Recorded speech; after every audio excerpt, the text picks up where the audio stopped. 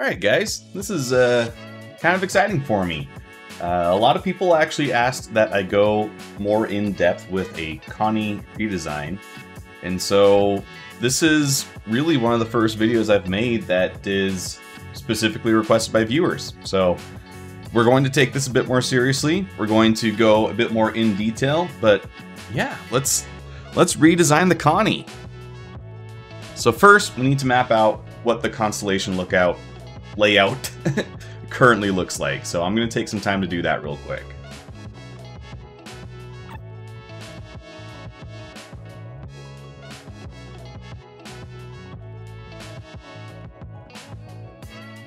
Okay, so seen from the side, this is roughly what we have for the constellation currently. We've got a large cargo section, we've got our snub in the back, and we have a ladder leading down to the cargo right here. We've got our elevator and habitation all squished together in this section here, and then we have our cockpit towards the front here. One of the issues that I talked about with this layout is if the Connie falls under attack, most likely everyone's going to be up here in the cockpit, right? That means that if you're going to deploy your snub, someone's going to have to walk through elevator and habitation, go around cargo, go through another door to finally get to the snub and deploy. I feel like that is not the most efficient use of time, and in a scenario like when you're under attack and seconds count, I feel like having that snub in a different location is going to be better for survivability. So let's move things around and see if we can't make this make a little more sense.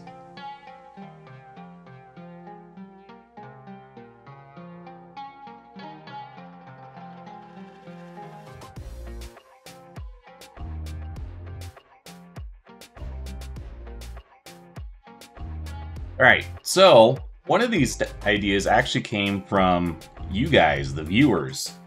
A couple of you mentioned the idea of stacking two floors on top of each other, and I actually really like that concept. We do have just enough space to make that happen on the constellation here, but I think it works pretty well. First thing we're doing is we're shortening the cockpit a little bit. Right now there's currently quite a bit of wasted space in that area, and a big contributor to that is the fact that we do have the manned turrets both top and bottom. Now I know a lot of people in the comments did say that they really like the manned turrets and they don't want to see everything go to remote turrets. I understand that point. RSI though is supposed to be a more top of the line brand, so I think remote turrets are more appropriate for an RSI ship. So in my redesign, we're going to keep on that track and we're going to keep with remote turrets. That means that we can eliminate the central column that would have been here in the middle of the cockpit. That opens things up quite a bit and allows us to shrink the cockpit down overall without feeling like things are too cramped. Then, if we take advantage of the two-story layout that we're going for, we can have our elevator, EVA suits, small armory. We can build that into this little section on the bottom here, and that gives a more cordoned off point of egress when you're trying to enter the ship, so that you're not immediately in the cockpit, which was a problem with the original design. If someone is boarding you, you don't want to immediately surrender the helm to them. So this gives you a little bit more of a point of defense. We move our snub forward quite a bit because we're moving cargo all the way to the back. Moving cargo to the back means that we can potentially in the future have a Connie Super Taurus, where maybe they want to do 256 SEU of cargo. They can just keep that trunk growing and add more junk in it, and then you have a super carrier sized, a super-sized constellation in the same class. I don't know about you guys, but I always like to have some privacy when I'm sleeping. I like things to be totally dark and secluded, so I'm taking advantage of the added space we have by the upper floor to add in a separate sleeping area. Because this is a more functional ship, it's still going to be, shared sleeping areas, but I like the idea of having bunks that are separated from the more general recreation.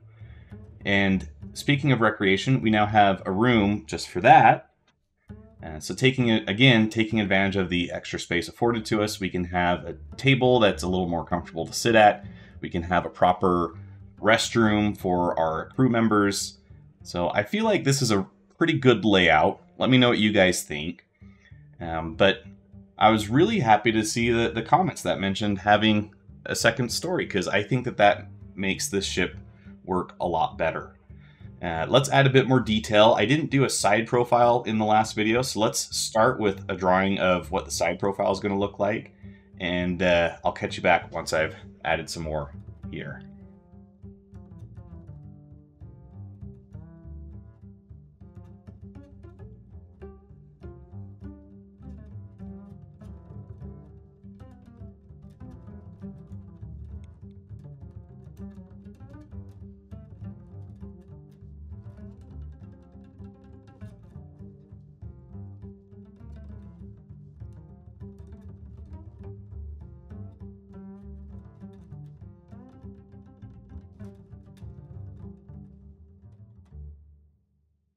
Okay, so I'm feeling pretty good about this layout viewed from the side.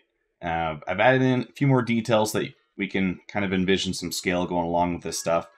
One of the things that I really hate about the Constellation right now is the ladder going down to cargo. I'm always trying to jump over it because entering the animation to climb down the ladder makes my soul die each time it happens. It just takes so long. I think if we replace the gangway just on one side with a stairway, we can make the access to the cargo area so much nicer to go through.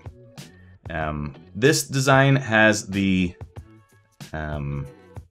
what's the word for it? The docking collar, that thing right there. Because it's lined up with the cargo area on the original Connie, we probably move it right here, but that gets a little bit in the way, so we're not going to include it for right now. You've got some space back here. We can either keep this going as more cargo, or we can just chalk it up and say, hey, you know, we have to fit fuel or something somewhere, so you could just have an empty space there. We're still within the original frame of the Constellation, more or less. A lot of people had concerns with the last video talking about how the snub would be docking. I mentioned that I don't really like the look of having the super smooth Merlin and Archimedes jutting off the Constellation, so I'd like to hide them underneath a clamshell. So you can see here I've got a box representing what our snub takes volume-wise. We've got plenty of room that we can have a walkway going around either side of the snub here, and we can still fit it. And then we just have a clamshell that kind of opens up from the middle, like so. And then when you want to deploy the snub, you just drop down and then go out. I don't think that's super hard. It's not very different from what we do currently. It's just now you have a door to hide it so that it doesn't look weird all the other times. Here, hard to show things in 3 dimensions when you're looking at a 2D image, so we're going to have to do a layout again from the top. But on the right side here, we've got our bathroom, and then on the left side, we've got stuff for gear, you know, gun racks, things like that. And we've got a small recreation area, you know, so you've got your table, some chairs maybe on the other side where you can just kind of sit and lounge around. And then keeping the idea of stairs being the superior form of travel, we've got a small flight of stairs going to the cockpit level right here, indicated by the slant there. Let's see what this looks from the top, and then we'll start doing some more painterly artwork to go with this.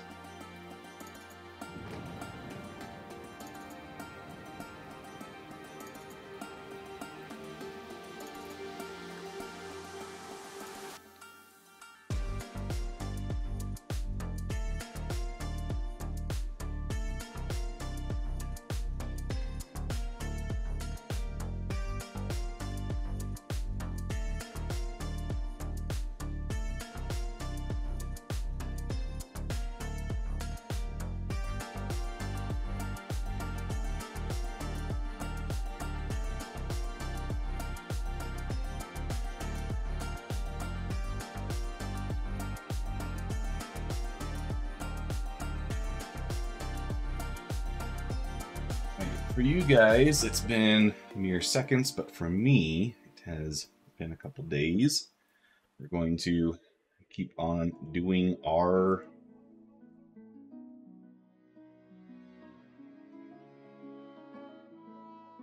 redesign here. Make sure I'm on the right.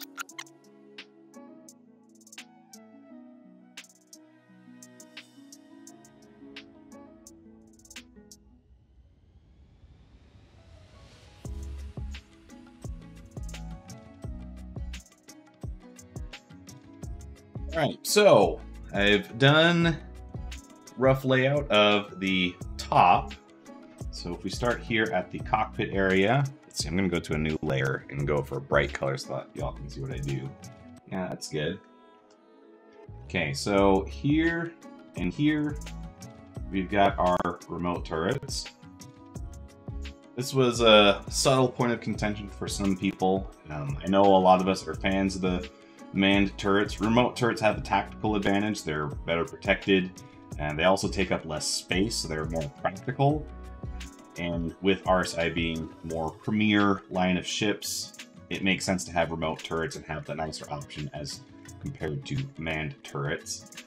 We squeeze our two co-pilot seats in a little bit and move them back behind the main pilot seat. Pilot seat moves forward a smidge, and just imagine the visibility you'd have while basically surrounded all around by glass. This is going to be kind of similar to what the Carrack has, but with the RSI styling, it should actually be a bit more open even than what the Carrack is able to achieve.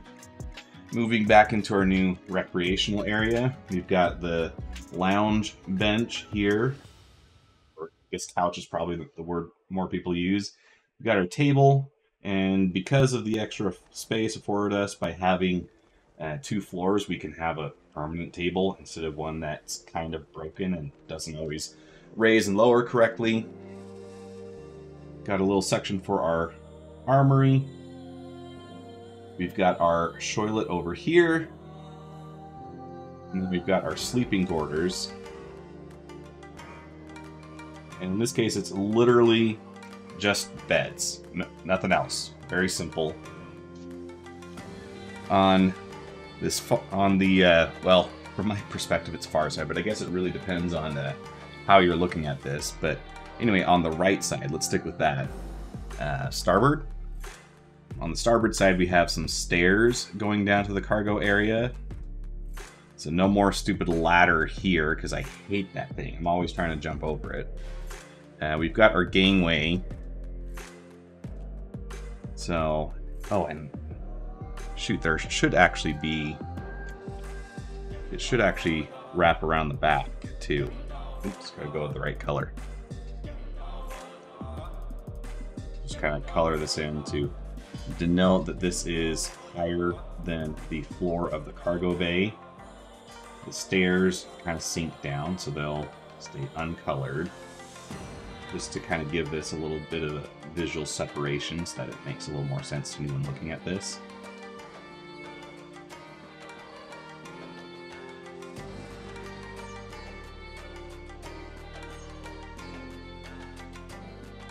And then, let's see, one more detail I forgot to add. I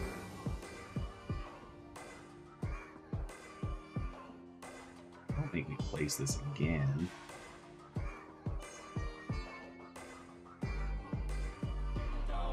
We need our airlocks, which it's actually kind of tricky. Let's put it right here, just in front of where the stairs are on the one side. Now, the original Connie does have an airlock here as well, this circle here. Well, it's got a docking collar, more properly. If we've got 4 ways to get onto the Connie, the 2 side airlocks, cargo bay, and the elevator, I don't think having the docking collar up top really does us anything, but we can still add it just for posterity's sake. Alright, now we need to do something for the bottom floor, so I'm going to do that up real quick. and we'll be back after I've done that. Sweet, forgot to record this. Dang it. All right, well, here's our bottom layout. Right here, we've got our elevator, snub. Now, just like in the original Connie, not all of this would be exposed, but this is just to give you an idea as to how it kind of fits in this space. Probably want to move it back so that it actually does take more advantage, and that longer nose out front looks like would look like it fits better that way. But props to me for drawing this from memory. I think that's pretty close to what the Merlin and Archimedes look like. These numbered sections, 1, 2, 3, 4, 5, those can be for components. So let's see, 1 through 5, we've got shields, right? Coolers, power plant. What else do we got? Oh, we've got our quantum drive. Quantum. We're gonna do Q drive. We're gonna shorten things because we're cool like that. So we actually need a bit more space. Well, because we have two shields, right? Let's pull up Urkel. Make sure I was recording the right screen. Oh my goodness, how bad would that be? Okay, so we've got 2 coolers, 2 power plants, 1 shield, 1 quantum drive. So that is 6 components that need to be housed. I think the obvious answer is just squish these guys out a little bit more. And you can probably fit another component. And these are way off scale, I'm sure. I mean, those would be huge components. So I'm sure we've got plenty of space there. We can also stack them one over the other. This should be a plenty big enough for component storage. But let's see. Let's make a group of these there so that we can look at them together.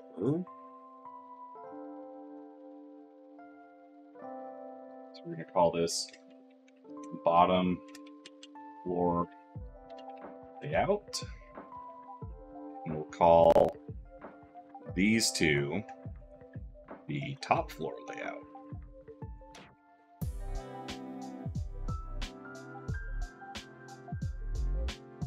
Doesn't need to be a complicated name, just needs to be a functional name, right?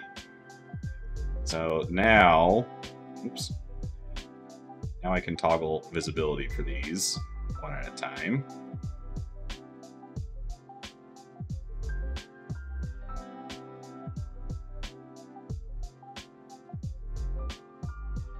So if we go back to our top floor, we can kind of see how everything lines up.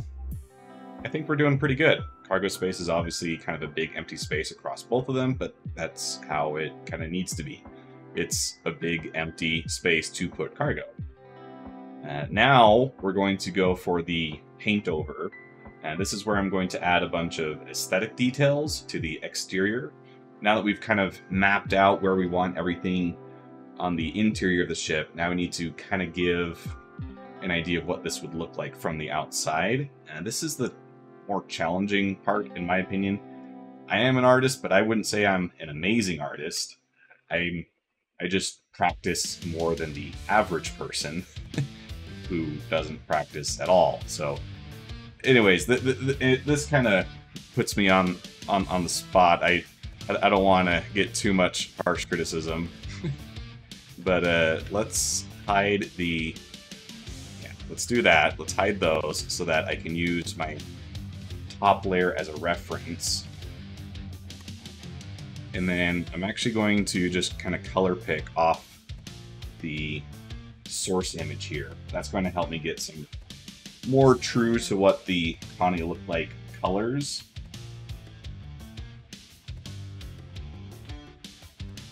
I'm going to use that as a mid-tone.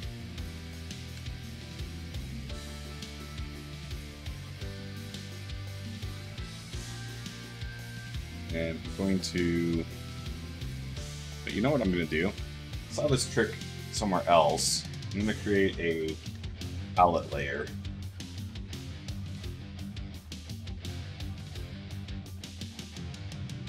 Oh, shoot. Grab. Goodness. Grab this color. This one right there.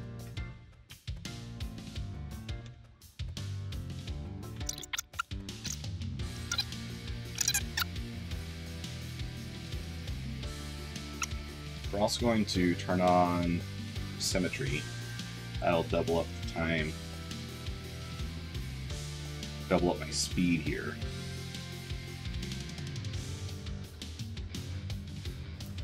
Alright, so I'm going to talk to you as I'm watching this with you, kind of go through my process. Obviously we've got symmetry on, and I picked out a mid-tone that we're going to rough out the majority of the ship shape here. Ship shape. Obviously, it's always a good idea to have reference, so I've got a smaller copy of the top of the Connie up there at the top that I can reference. And as I'm adding in these shadow values, I'm looking for shapes on the Connie that I feel give me the essence of what that Connie is, and I'm trying to embody them here in my redesign. So there are a lot of cutout shapes. There's obviously the turrets, and there's rounded, elongated rectangles. So all of that I'm trying to incorporate in some way to add to the design aesthetic of the redesign that we're working on. One tip I got from another art channel that I think is Marco Bucci, I think that's his name, I'm gonna have to go back and check, is separate your shadows and your light values with a very clear gap in between them. So right now it probably looks pretty shocking, and I wouldn't say that this is something that I've totally mastered either. But you can see that there is a very clear separation from the light values versus the darker values that we're using. And what that does is it helps the viewer kind of contextualize what they're looking at. Dark things are dark, light things are light, right? And then as we're doing things like adding the fins to the VTOL thrusters, my goal is not to add every single detail, but rather add enough detail that the viewer can figure out what's going on. So we're going more for the illusion of detail more than anything else. And that's why we can get away with not having a ton of detailed shadows in various areas. One point that is pretty important in Star Citizen though is the weaponry. So I did take some time to draw a more accurate laser repeater as we're seeing here. But even here I'm making some pretty broad simplifications. I just want to get the basic shapes that when you zoom out and you're looking at this, you can probably identify what the weapon is, but this isn't the same as a 3D asset that you're going to get within centimeters of in the video game. I just need to have the viewer make the assumption with their brain of what they're looking at. They're not going to be able to get super close like I can to the artwork, so I just need to give them enough information that from the distance that they're going to see it, it looks good enough. And that's something that I still have to practice and work on with myself each time I do a piece. It can be very easy to get stuck in making super minute details that no one's ever going to notice. And the danger there is you can miss out on hitting things that will be more impactful to your artwork. And as I go through my thoughts, I hope you realize that this is me learning along with you guys as much as it is you. Like I said at the outset, I don't consider myself a master artist. I'm still very much a learner. All of us should be lifelong learners, right? But this is just the thoughts that go through my head as I'm going through a piece, and kind of going through that mental rigor to make myself a better artist. So now we're adding in some more detail to our light and shadow families respectively. I want to give the impression that this shield portion on top of the ship is angled more than the winglets on the side. So it's actually going to have a darker shadow value, and then it will taper off slightly. Same here, the winglet on the top side should be a little darker, and then the top part of the shield will be actually a little brighter because it's more focused on the light. And I want to give the impression that it also dips down right at the end there.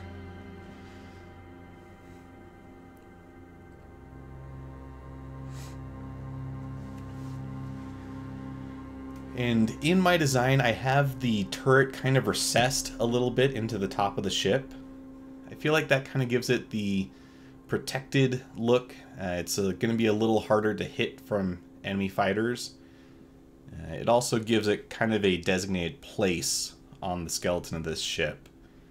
And here I'm just fleshing out some details that I found on the original Connie. It has these kind of rectangular portions stuck on the top. I don't know if they really do anything. Maybe they're covers for the missile launchers. I'm not sure. Then we're going to add some navigational thrusters. And again, it's not about adding every detail possible. It's about adding enough detail. So we have one color surrounded by darker colors, and that gives you the impression that it's kind of recessed into the ship, right? When we add some special effects to this later, it's also going to obscure a lot of the line work anyways, and that's another thing you have to keep in mind. If you spend all this time detailing things but no one's ever going to see it because it gets covered up, is that time well spent? I think the argument could be made that no. Unless it helps you better understand what you yourself are doing. But with anything, there's a lot of exceptions to every rule, and there's no rules in art anyways, right?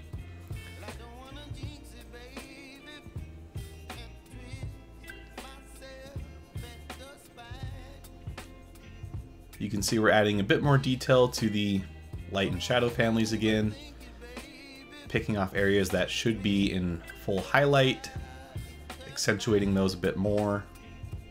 That's going to give the impression of a raised rectangular lollipop that we're working on here.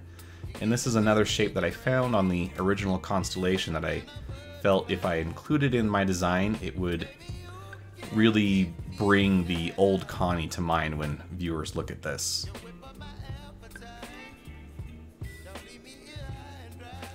And you'll see that in the crease areas, I use a much darker shadow tone. It kind of looks like an outline. I will refine that quite a bit more later on, but those are areas of ambient occlusion.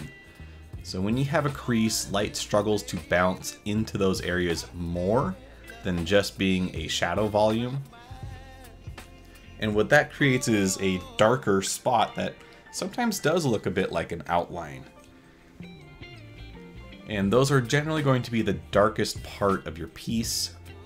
So that is another technique that, again, I think his name is Marco Bucci, but he has an art channel and he goes over, you know, kind of what order you should draw your values in. And he starts with a mid-tone, does a singular light and shadow value that are separated, and then he adds ambient occlusion to it.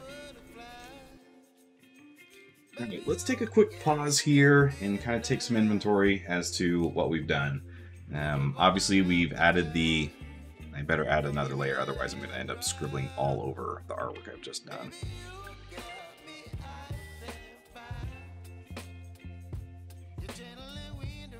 So obviously we've got our thruster cones, no, VTOL thrusters, that's what I mean. One detail that I tried to capture from the original is this, I guess I gotta move this to the top, this rectangular shape here. I mimicked that with these panels here. If you look at the Scorpius, it has these long fin-like vents, so I added some of those. We've got a similar shape here as we do here. And then just to break up the monotony of this large kind of shield shape, I add another little raised section there. And similar deal back here. We've got shape there that we've mimicked here. So I hope that you can see that I'm taking elements of the original constellation and incorporating them into the new design here. And my hope is that that kind of gives the idea that this is still Connie, it's just possibly a newer model, updated model, or just a rework that fixes all the issues.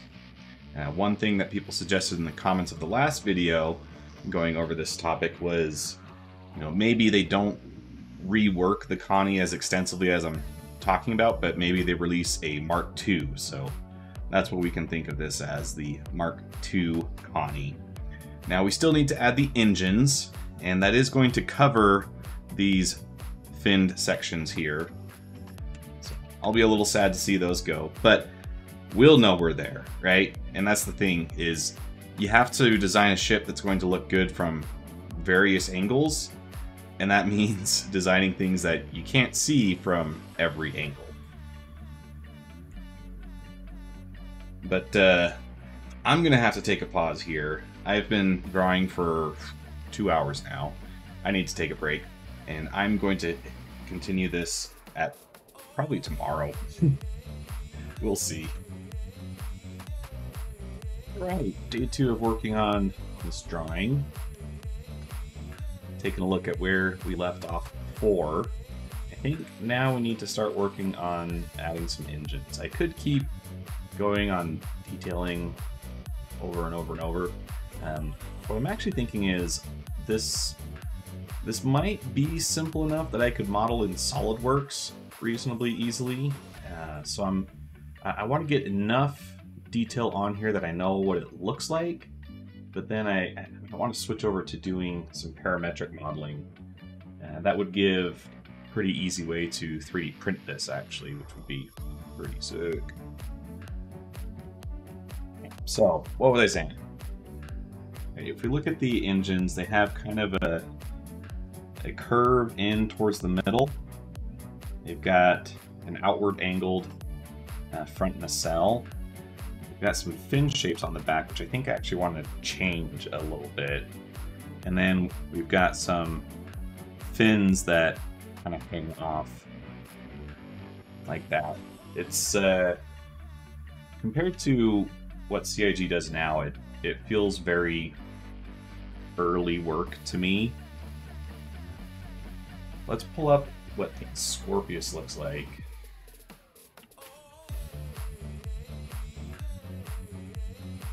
Well, Scorpius is one of the newer RSI ships, and we have a angled front nacelle, just like on the Constellation. It's a bit more detailed than what the Connie has, and you can see the kind of vanes that I added to the back of our Connie model.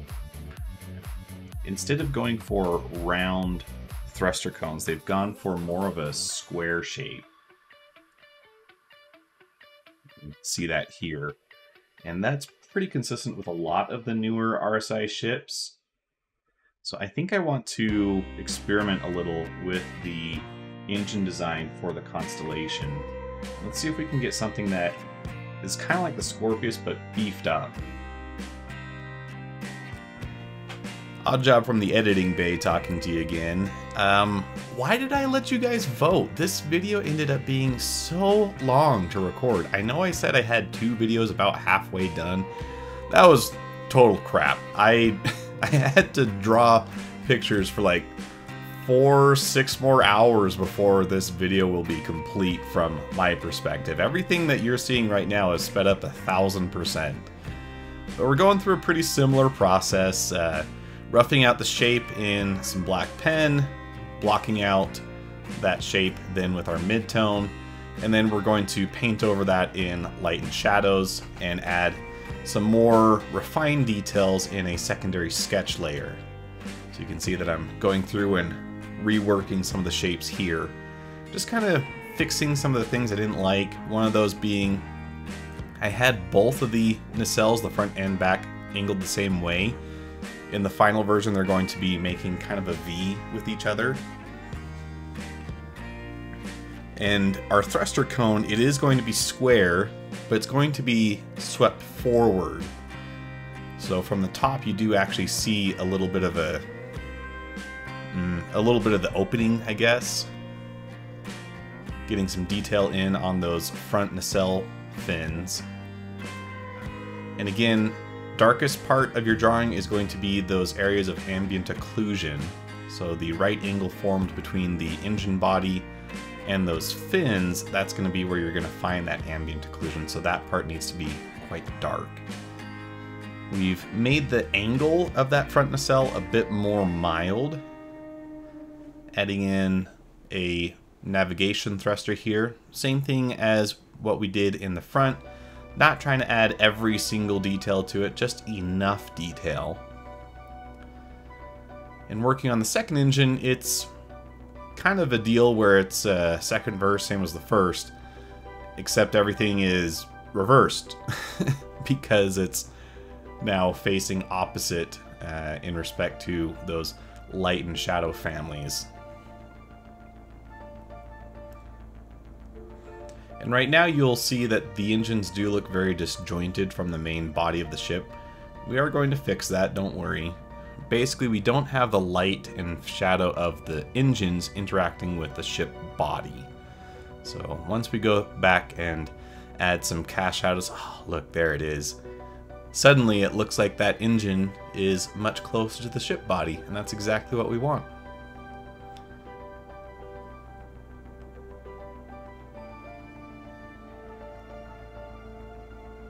And if you've watched to this point in the video, you are an OG, and I can't thank you enough. Your secret word for your comment is just going to be, tell me what you have planned for Christmas. It's coming up soon. It's another family-centered holiday. I'm going to be hanging out with my family, and Christmas is always a time of reflection for me. Sharing time with family and looking at your personal growth over the past year and striving to be a better person for the coming year.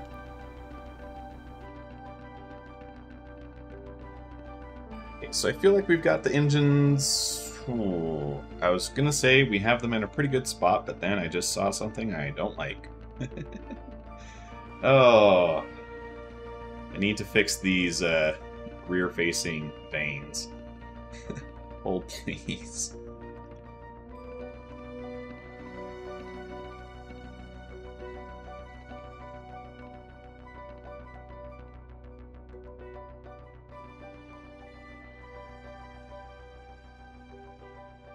So OBS crashed, and I didn't realize. That was super cool. I'm gonna have to go back and look at the footage to see where it left off. Obviously, I've done some work since you guys last saw what we were working on. We added some blue tattoos on our ship and some orange highlights. Copied the RSI logo. I feel like it's looking like a spaceship now, except it is missing some thruster glows. So we're going to work on adding that now. There are a lot of ways to paint light sources in Photoshop. My method that I'm using here is using light layers. You could also use a combination of color burn and linear dodge, but I start off with some very low opacity brushes to kind of paint over the general area. And then I add some further layers with increasing opacity to the brush to add the more concentrated volumes of light towards the center of each individual source. I feel like that does a pretty good job of mimicking the structure of a flame. And you can see in the brightest section there, there's less detail visible of the ship through that flame, but you get some more pass through in the less intense parts of the thruster glow. You also want to make sure that your light interacts with your other objects, so just going through and lightly painting some of that onto the body of the ship here. And then we're going to start adding some glass. And to be honest, glass is something I struggle with. It's a transparency thing, it's a very complex surface. I kind of get it here, but this is one area where I feel like I can definitely improve in the future.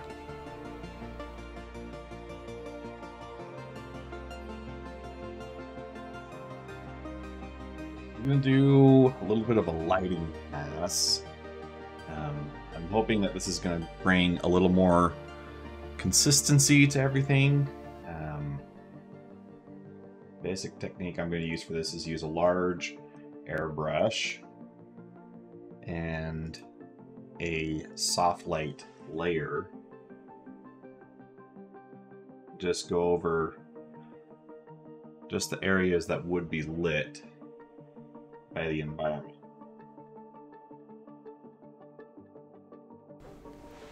We're also going to do a very similar thing for the shadows. So I'm painting all the highlight areas in the yellow, and then we're going to go back and add a blue tone to accentuate those shadows. We're going to, of course, erase the light where it is not actually hitting, and that's going to make our our shadows pop a bit more, not Potto's Shap.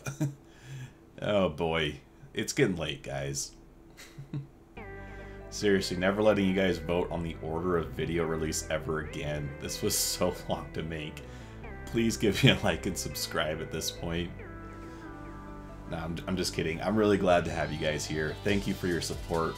If you've watched over 40 minutes of this video, man, I wish I had more stuff to give away. Eventually I will, but I just can't thank you guys enough for your support. This is awesome. So I'm glad you're enjoying it as much as I am. Just sitting here, kind of watching myself go through hell trying to make this ship look the way it looks in my head. We kind of get there, but art is a learning process. You can't beat yourself up over not getting exactly the results you want. That's a good way to never progress. But taking introspection, or taking inventory of how you've progressed over time is the most important thing. And that's a pretty good life lesson too. It doesn't just apply to art. Make sure that you can measure your success and give yourself credit when credit's due. You're not going to be perfect at everything, but you can be perfect in trying to improve. And that's the way I treat my art. I don't necessarily feel like I'm super happy with the final result of everything that I do, but I feel like I get a pretty good sense of my progression, and that makes me happy. Alright guys, I cheated a little bit. Clearly I did some work off camera, with a bunch of panel lines. I think that's mostly what I did. I don't think I did too much outside of add panel lines. Might have done a little bit of work with the highlights, but for this part of this series, I think this is where we're going to stop. I think I've got enough detail here that we can work on something a little more three-dimensional, if you catch my drift, in the next part of this video series. So if this is something you want to see me keep doing, be sure to hit that like button and subscribe. And based on your feedback, we may be tackling doing a 3D model of this in the next video. But let's go over the things that we have changed here, because there are a great many things. Let's see, where did I put that layer?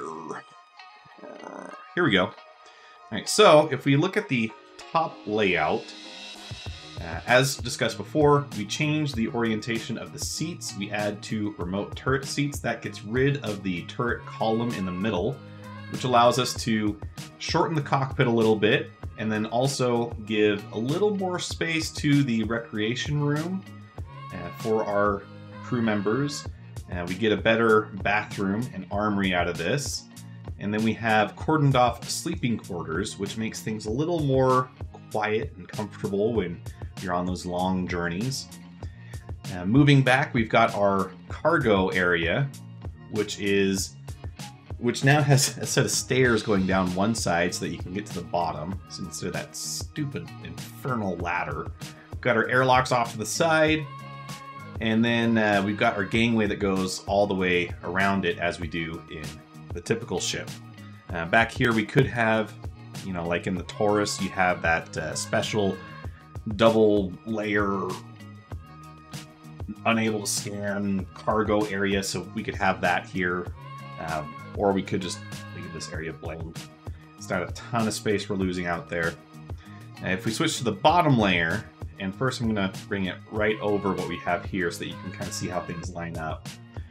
We've got the snub basically under the habitation area. And now if we hide the top area, we can see that the elevator is also here. And you've got a stairway going up, and then that should connect to our top floor, and might have to do a little bit of an adjustment there. Now that I look at this, I'm not exactly sure where this is going. Well, that's a problem for a future odd job to worry about. Otherwise, I think this is looking pretty good. Maybe all we do is we have a door over here to get to the snub area, and then we put the stairs in the middle, and then you can kind of do a loop, a U-turn to get to the cockpit. But I feel like this is a better layout for a couple reasons. One, it moves our snub forward so that it's not all the way in the back, so we have a faster reaction time when we're under attack. Gives a little more privacy to the sleeping quarters, which should be one of the safest spots on the ship, because this is where you're going to be at your most vulnerable. You don't want to get caught with your pants down literally, so you know, having a nice secure sleeping quarters is pretty beneficial. We take better use of the cockpit space instead of having so much of it wasted by just having that central turret column. And then this also means that our elevator doesn't open directly into anything important. It does still require a little bit of a pathway, so this makes the ship a little bit more defensible as opposed to them just showing up in the middle of your recreation area. And then this puts the least important things, that cargo, all the way in the back, where you know, it can be there, it can do its thing. You don't have to worry about it getting in the way as much. And then if we hide all that, we can see that we've tried to keep a lot of the details from the original Connie here. So, like this kind of lollipop shape with the kind of a elongated rectangular lollipop. We've got that represented here. We've got a very similar engine shape.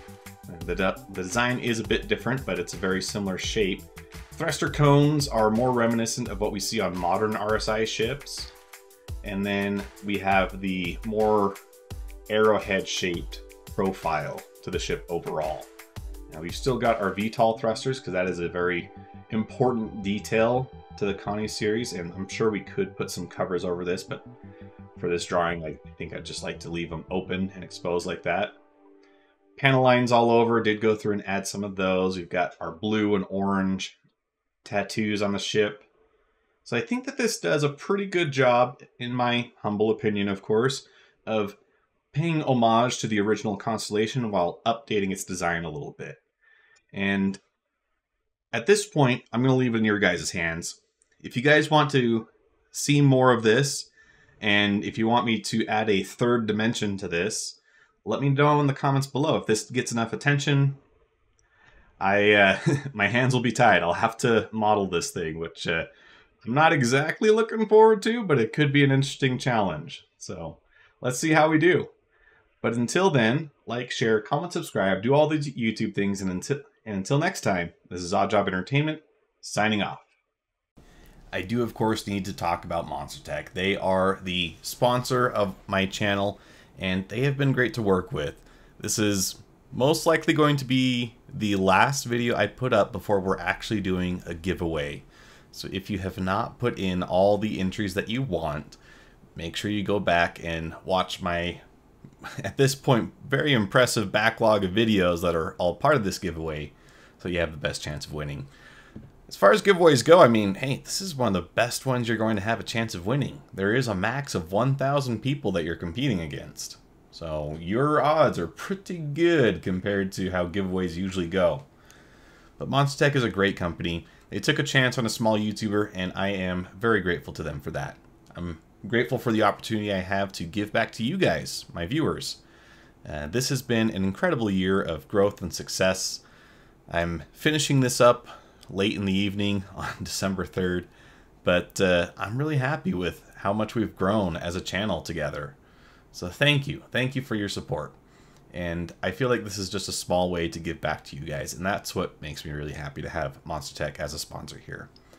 You've seen me on stream. I use their chair all the time. It's a very custom piece because they built some joystick mounts for me that are magnetic. If you ask them for them, they'll build them for you too.